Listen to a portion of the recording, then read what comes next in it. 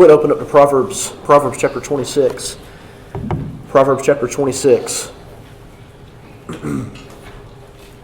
And tonight I want to speak about one of the great themes of the Bible. It's a theme that we see throughout the Old Testament. It's a theme that we see throughout the New Testament.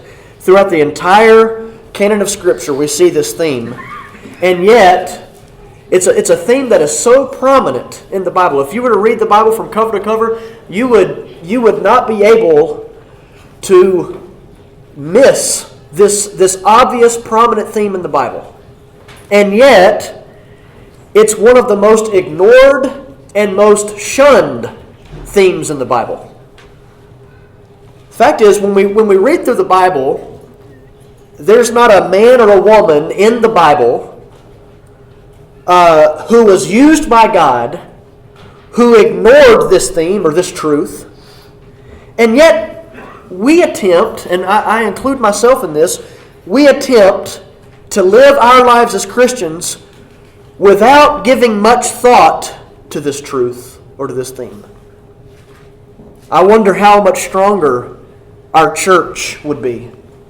I wonder how much stronger our homes would be. I wonder how much stronger our school here would be if we kept this truth at the forefront of our minds and our hearts throughout the day. Look at Proverbs chapter 26. We're going to read verses 1 through 12. Proverbs 26, verse number 1. As snow in summer and as rain in harvest, so honor is not seemly for a fool. As the bird by wandering and the swallow by flying, so the curse causeless shall not come. A whip for the horse, a bridle for the ass, and a rod for the fool's back. I want you to notice how many times in the first 11 verses the Bible talks about the fool. Verse number 4. Answer not a fool according to his folly, lest thou also be like unto him. Answer a fool according to his folly, lest he be wise in his own conceit. He that sendeth a message by the hand of a fool cutteth off the feet and drinketh damage. The legs of the lame are not equal, so is a parable in the mouth of fools. We're seeing verse after verse after verse that's talking about the downfall of the fool.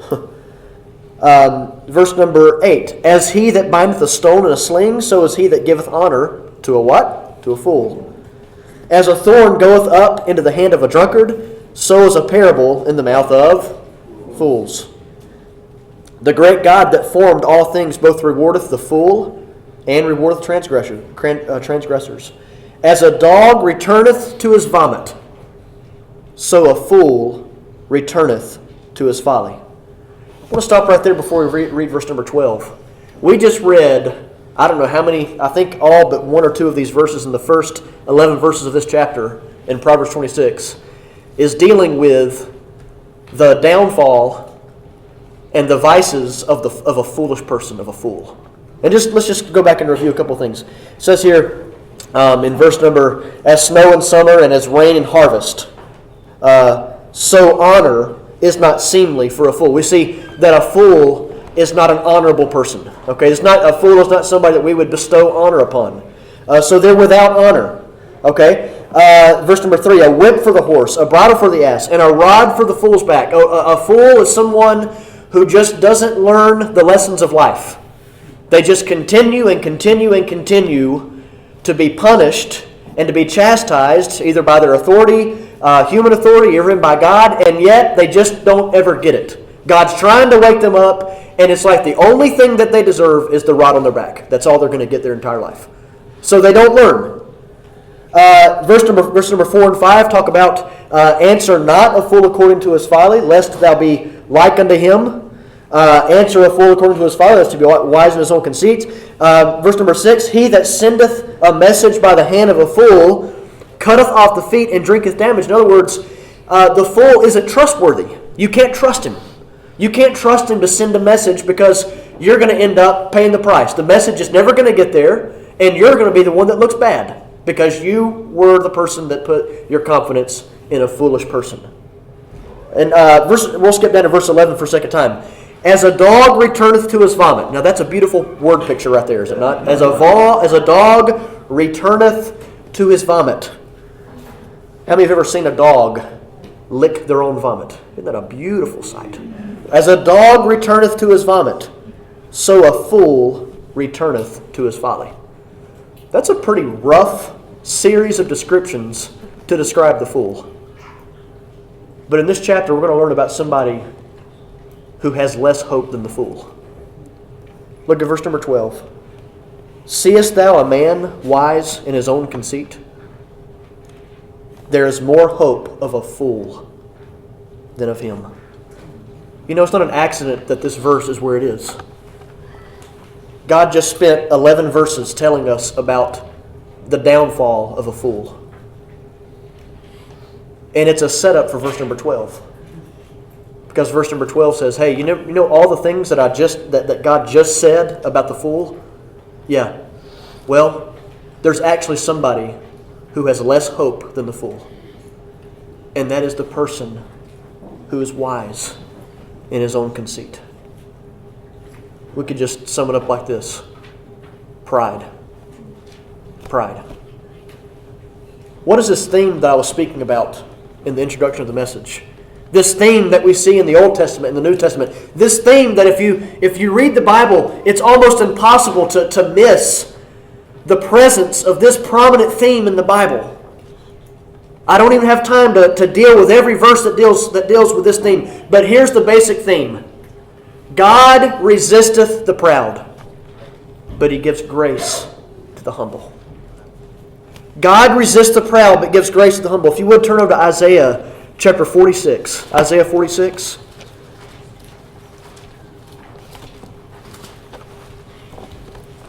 Isaiah chapter 46. Verse number 12, the Bible says, Hearken unto me, ye stout-hearted. What does it mean? What does that word stout-hearted mean? It means hard-headed, stubborn, proud, one who will not listen, one who is bent to do his or her own thing in their own way. And God's saying here, Hearken unto me, ye stout-hearted, that are far from righteousness. You know, those two things always go together. The proud, the stout-hearted, those that are wise in their own conceit. It only follows that they will be far from righteousness.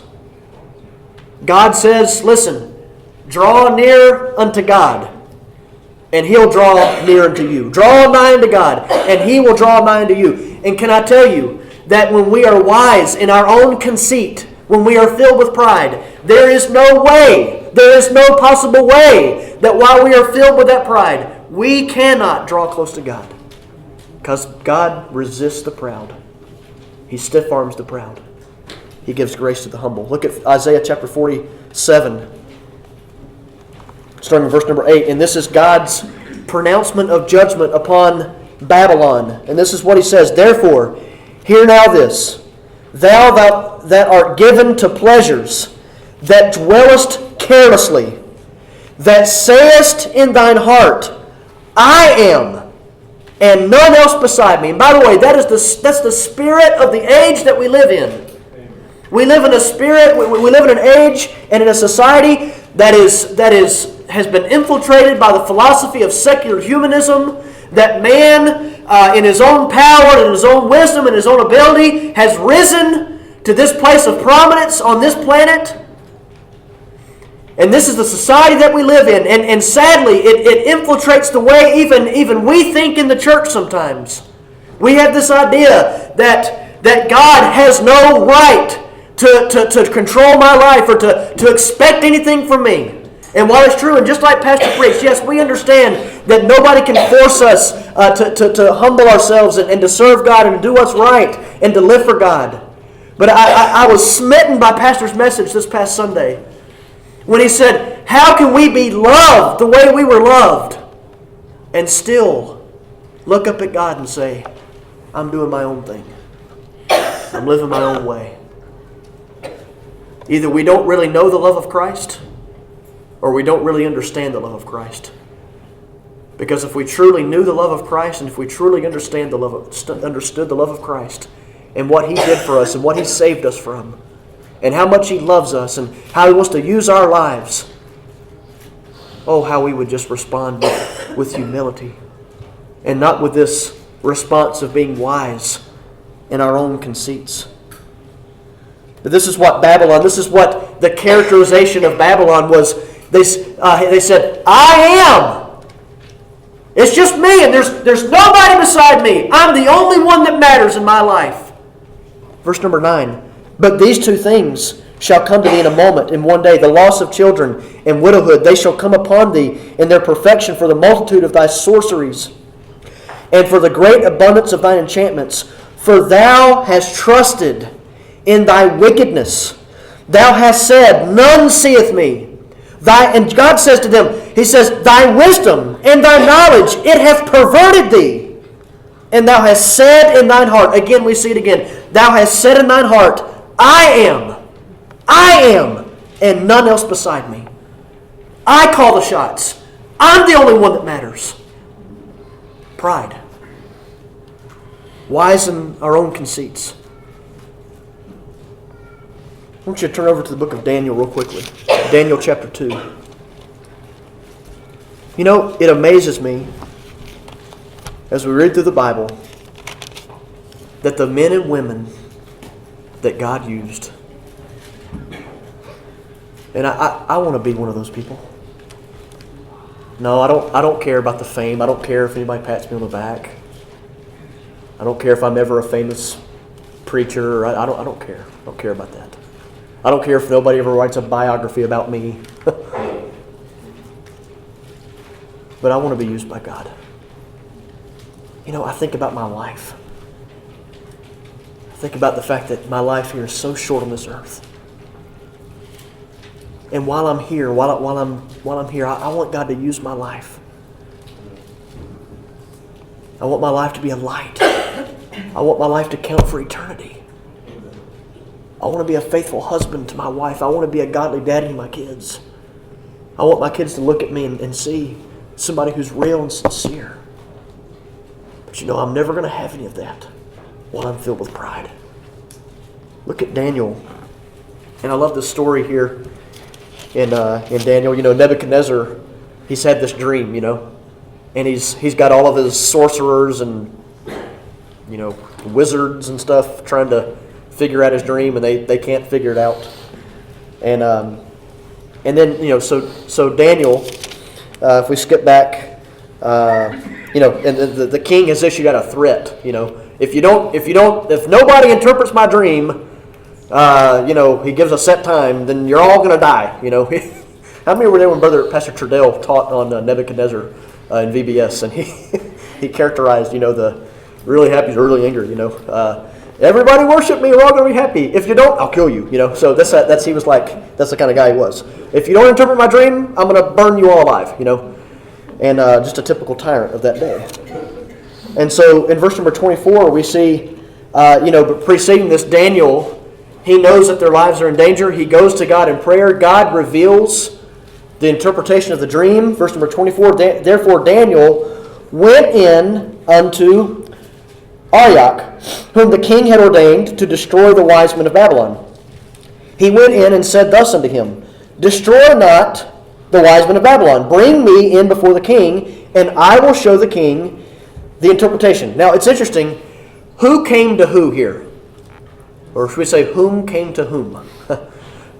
Did Daniel come to Arioch, or did Arioch go to Daniel? Huh? Daniel went to Arioch, right? Or Arioch. So Daniel goes to Arioch. All right, that's kind of important. Look at verse number 25. Then Arioch, so Daniel goes to Arioch, and he says, he gives Arioch information that Arioch never would have had Daniel not come to him. It was Daniel that volunteered this information, right? And he says, take me before the king. I have the interpretation. Don't destroy the wise men of Babylon. Look at verse number 25. Then Arioch brought in Daniel before the king in haste, and said thus unto him, I have found a man of the captives of Judah. See the pride there? What had he done? As far as I can see, Arioch had done nothing but stand there as Daniel came to him and said, hey, I've got an answer here. I don't see anywhere where Arioch went out looking for anybody. But when Arioch comes in before the king, we see the typical human pride right here. Hey, I'm on this. I got it. Look what I found here, king. I have found a man of the captives of Judah that will make known unto the king the interpretation.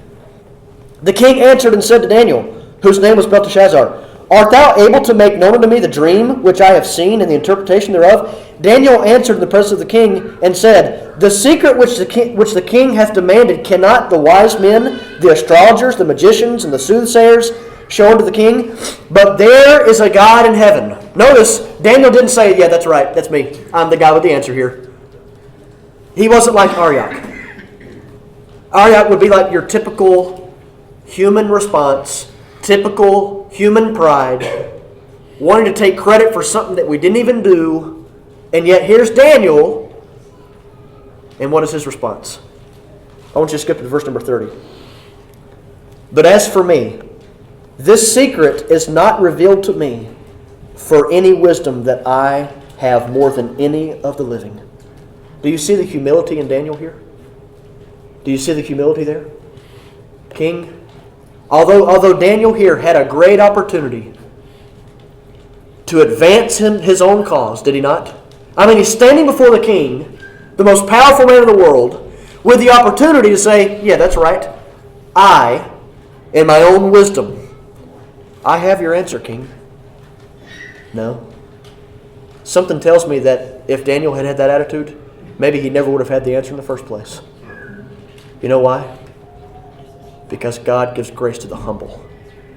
God uses the humble. Turn over to Genesis chapter 41. Genesis chapter 41.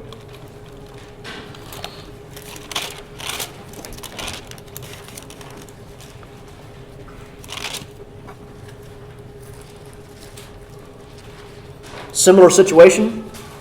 Pharaoh, he's had this dream, this troubling dream about the malnourished cows that are devouring the fattened cows, and how it's all a symbol of the coming famine.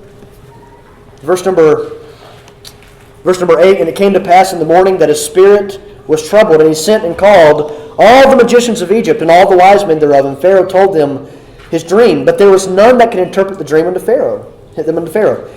Then spake the chief butler unto Pharaoh, saying, I do remember my thoughts this day. Pharaoh was wroth with his servants, and put me in ward with in the captain of the guard's house, both me and the chief baker. And we dreamed a dream in one night, and I and he, and we dreamed each man according to the interpretation of his dream. And there was with us a young man in Hebrew, servant to the captain of the guard. And we told him, and he interpreted to us our dream. To each man according to his dream he did interpret. And it came to pass, as he interpreted to us, so it was. Me he restored unto mine office, and him he hanged. Then Pharaoh sent and called Joseph, and they brought him hastily out of the dungeon. And he shaved himself, and changed his raiment, and came in unto Pharaoh. And Pharaoh said unto Joseph, I have dreamed a dream, and there is none that can interpret it. And I have heard say of thee that thou canst understand a dream to interpret it.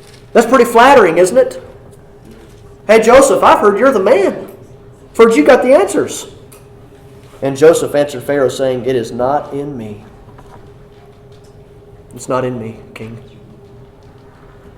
God shall give Pharaoh an answer of peace. Amen. Amen. Are you seeing a theme here?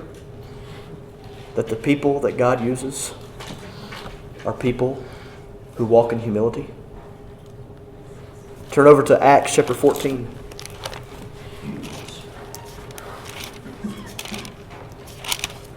Acts chapter 14. Let's turn to verse number 8.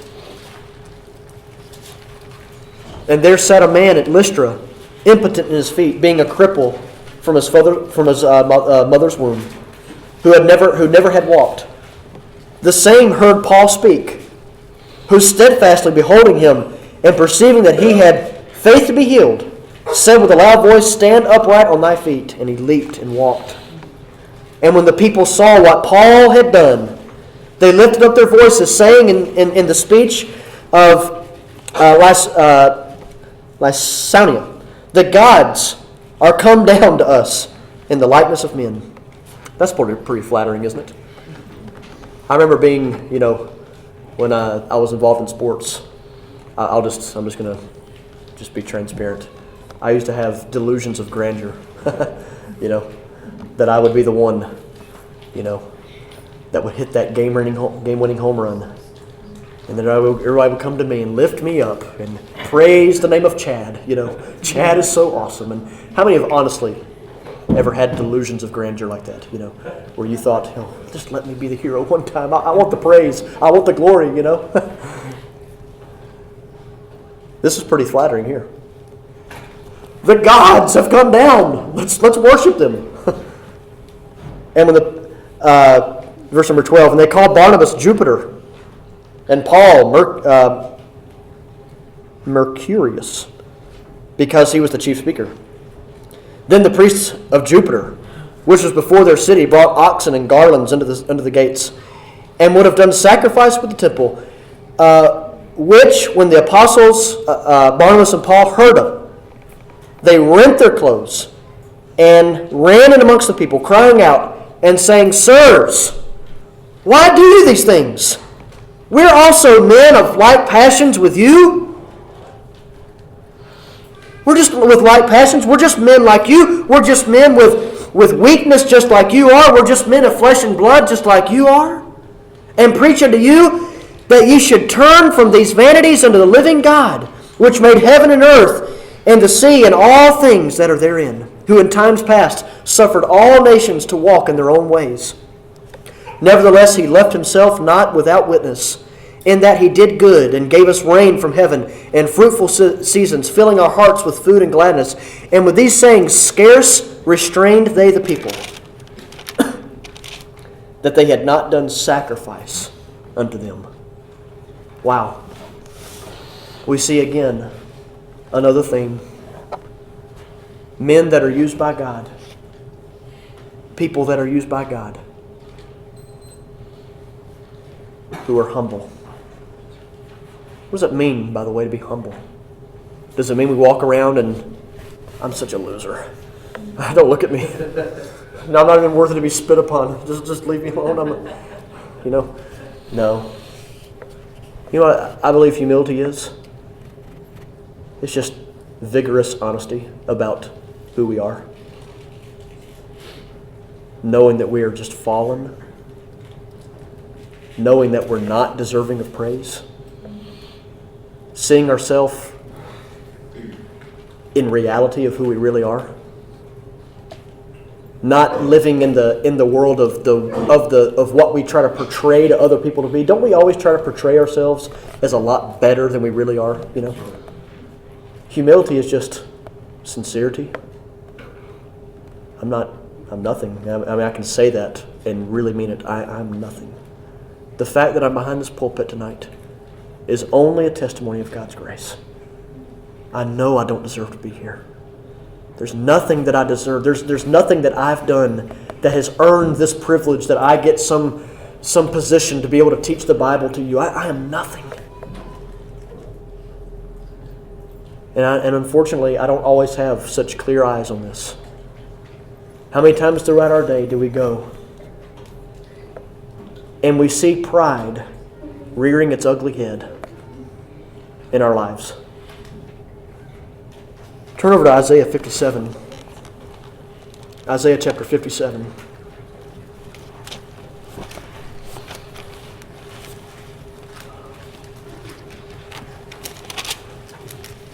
Verse 15. For thus saith the high and lofty one. By the way, there's only one that deserves that title. The high and lofty one that inhabiteth eternity, whose name is holy. This is what he says. I dwell in the high and holy place, with him also that is of a contrite and humble spirit, to revive the spirit of the humble, and to revive the heart of the contrite ones. Turn over to Isaiah chapter 66. Isaiah chapter 66. Thus saith the Lord, the heaven is my throne, The earth is my footstool. Where is the house that ye build unto me? And where is the place of my rest? For all those things hath mine hand made, and all those things have been, saith the Lord. But to this man, or to this woman, or to this teenager, or to this little boy, or to this little girl, to this person will I look. This is the person that I'm paying attention to. This is the person that I can use. This person here. Even to him that is poor and of a contrite spirit, a broken spirit, a humble spirit, and trembleth at my word. Someone who's humble and takes God's word seriously. Takes God's words seriously. Do we? Do I? Do you? Do we take God's word seriously? Are we walking in humility tonight? You know, we don't realize how much pride has crept into our hearts. Oftentimes, do we? If I were to ask you tonight, are you a proud person? What would you say? Pastor said, definitely not. He's proud of it. Seriously. If I were to ask you, only answer in your own heart. Are you a proud person? The answer is an important answer. Are we proud? And so, how do I know if I'm proud? Well, there's a couple of things.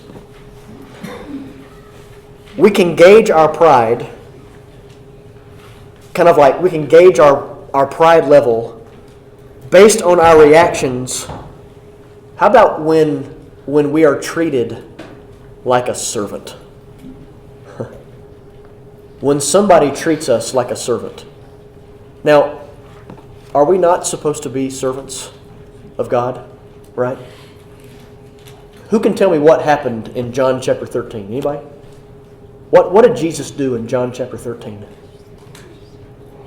Anybody know? It's the passage where Jesus, the Lord of all creation, took a towel and a basin, some water, and it's interesting that even Judas Iscariot was present. You realize that the Creator of all the Lord of all creation, the Creator, God in the flesh, took the dirty feet of the very one who was getting ready to betray him, and Jesus washed his feet. And Jesus said, basically he said, if I'm your master, how much more should you be a servant after the display that I've just given to you? So we're supposed to be servants, but how do we act and how do we react when somebody actually treats us like a servant? How about this one? How do we respond? How do we react when we are reproved or corrected? You know, the response that we show when we're reproved or corrected will reveal the amount of pride that we have in our heart. How do we respond when we're corrected? How do we respond when maybe our pastor or someone in authority comes to us in love? And I understand, by the way, the Bible says, as an earring of gold, so is a wise reprover upon an obedient ear. I understand that there's ways that an authority can reprove that can actually provoke to anger. I'm talking about when an authority comes to us and lovingly tries to help us and correct us. What is our response? What's our reaction? You know, I'm going to close with this. This is a huge deal. And I'll tell you why it's a huge deal. It's a huge deal because this determines if we will be usable in God's hands or not. I want God to use my life. I want God to use McKee Baptist Church. The usability of our church will depend upon the humility of our members.